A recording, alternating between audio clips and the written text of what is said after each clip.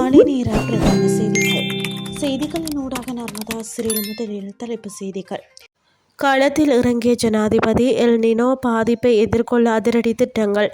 அமெரிக்காவின் பொருளாதார தடைகள். வளைகுடா நாடுகளுக்கு ஈரான் விடுத்த மிரட்டல். இனி விரிவான செய்திகள்.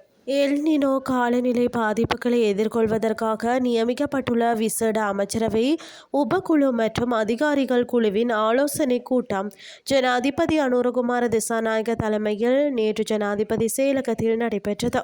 தற்போது நிலவும் எல் நினோ காலநிலையால் எழுந்துள்ள பிரச்சினைகளை தீர்ப்பதற்கு எடுக்கப்பட்டுள்ள நடவடிக்கைகளின் முன்னேற்றம், குடிநீர் மற்றும் இதர நீர் தேவைகள், விவசாய நடவடிக்கைகளுக்கான நீர் விநியோக வேலை திட்டங்கள் குறித்து இதன்போது ஆராயப்பட்டது. இதன்போது கடந்த சிறுபோக பருவத்தில் முன் ஆயத்தத்துடன் பயிர் செய்கை மேற்கொள்ளப்பட்டதால் பயிர் சேதம் குறைந்த அளவில் பதிவாகியுள்ளதாக விவசாய அமைச்சின் அதிகாரிகள் சுட்டிக்காட்டியுள்ளனர்.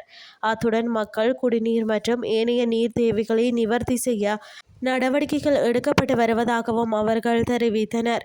பிரதான நீர்த்தேக்கங்களில் உள்ள நீர்மட்டத்தின் அடிப்படையில் தொடர்ச்சியான குடிநீர் விநியோகத்தை உறுதி செய்தல், விவசாயத்துக்கான நீர் வழங்குதல், எதிர்கால பயிர்ச்செய்கை திட்டங்கள் மற்றும் தேசிய உணவு பாதுகாப்பை உறுதிப்படுத்துதல் ஆகியவற்றுக்காக எடுக்கப்பட்டுள்ள நடவடிக்கைகள் குறித்தும் ஜனாதிபதி இதன்போது கேட்டறிந்தார்.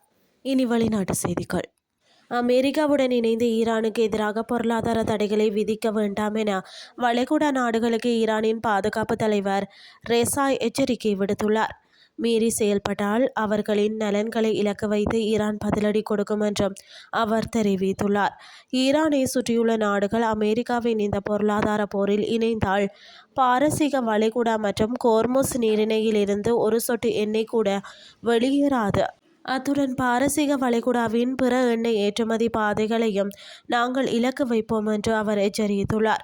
மேலும் ஈரானுக்கு எதிராக பொருளாதார போரை தொடங்குமாறு அமெரிக்காவை இஸ்ரேலிய பிரதமர் நெதன்யாகுவே தூண்டிவிட்டதாகவும் ரெசாய் குற்றம் சாட்டியுள்ளார். இந்த திட்டம் குறித்து ட்ரம்ப் ஆரம்பத்தில் தயக்கம் காட்டிய போதிலும் 2 முதல் 3 மாதங்கள் வரை இதனை சோதித்து பார்த்து பின்னர் அடுத்த 6 மாதங்களுக்கு நீடிப்பதா என்பதை முடிவு செய்யலாம் என இஸ்ரேலிய பிரதமர் அவரை சம்மதிக்க வைத்ததாகவும் அவர் விமர்சித்துள்ளார். இதுடன் செய்திகள் யாவும் நிறைவடைகின்றது. அடுத்த இரவு 8:30க்கு எதிர்பாருங்கள். நன்றி.